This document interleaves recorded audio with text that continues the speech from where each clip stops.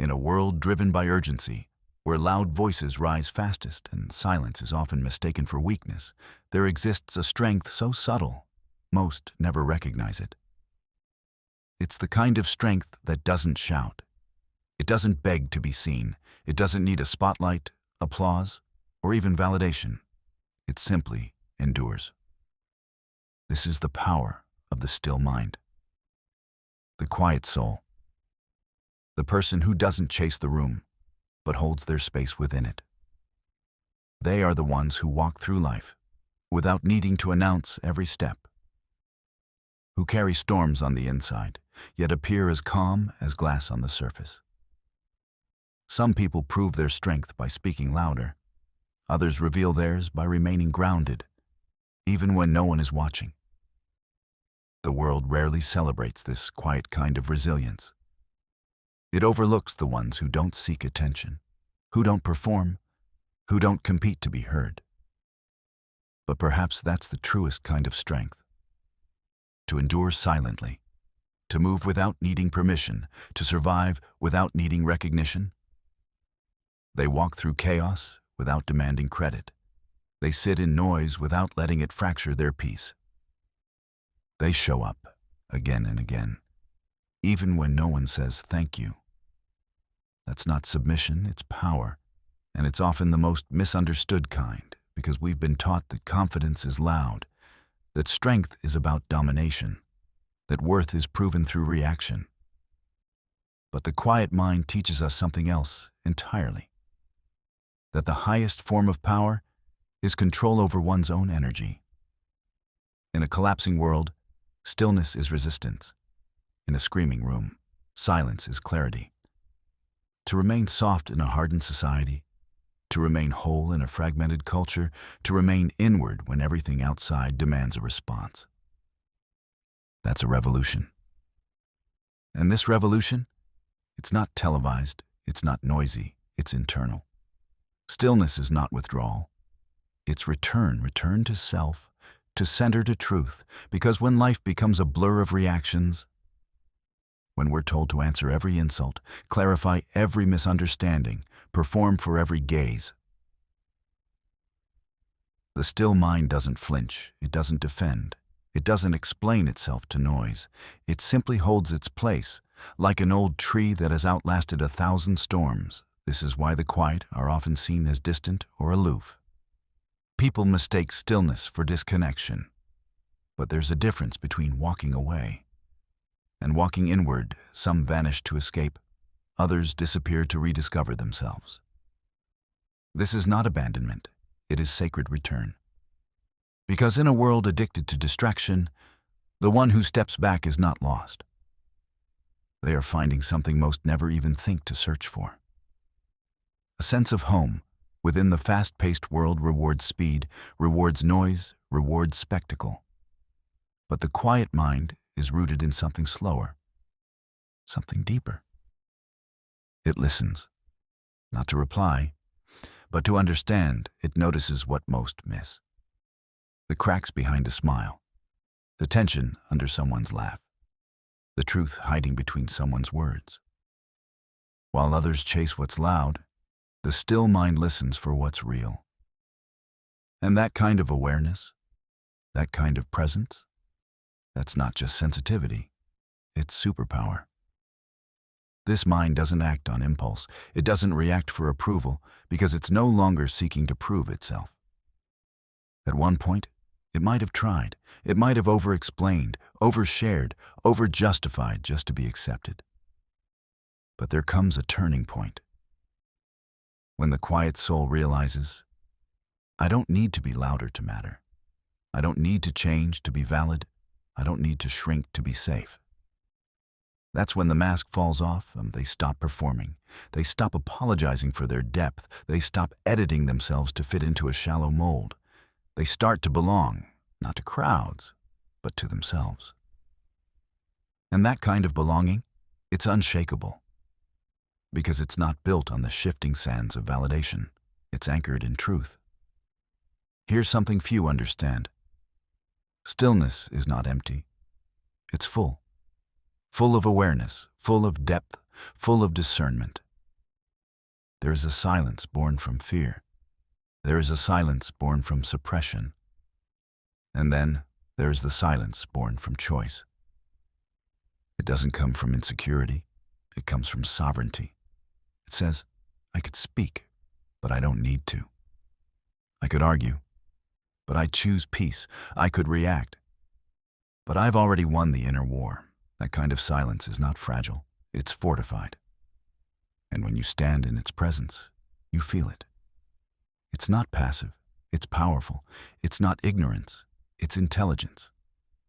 Because sometimes the loudest statement is no statement at all. Sometimes your silence is your highest boundary.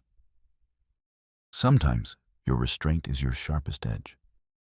When others are consumed by urgency, the quiet person is deliberate. They know their time is sacred, their energy, not for sale, their attention, not a free gift. They're not here to respond to every trigger, to justify every choice, to fix every misunderstanding. Because they understand something society doesn't. You don't have to participate in every battle just because you're invited to one. In fact, the quietest people are often the most observant. They notice power dynamics. They sense unspoken tension. They feel the emotional temperature of a room. Not because they're paranoid, but because they are present, fully, deeply, entirely present. And in a world constantly distracted, presence is a rare currency. People often ask them, "Why are you so quiet?" But that question isn't curiosity, it's projection. It comes from discomfort with stillness, with depth, with truth, because someone who has made peace with silence makes others confront their own noise. You are not too quiet. You are simply not loud for sport. You are not too intense. You are just unwilling to dilute yourself for comfort. You are not behind. You are simply living by a rhythm the world forgot. And that rhythm? It's ancient. It's intuitive. It's yours. It is finely attuned. It doesn't just detect words. It hears truth. It doesn't just watch. It sees essence. And when this kind of awareness is paired with love instead of fear, it becomes vision, not just for self, but for others. In a world obsessed with how things look, the quiet soul sees how things are. And that's rare. And rare things should be protected. The next time someone asks you to speak up, to be more outgoing, to be louder, pause. Ask yourself, do they want my truth or do they want their comfort? You're not here to perform. You are here to be. And being, fully, truly, unapologetically, is already enough. Your impact doesn't have to be grand. It doesn't need fireworks. It doesn't need noise.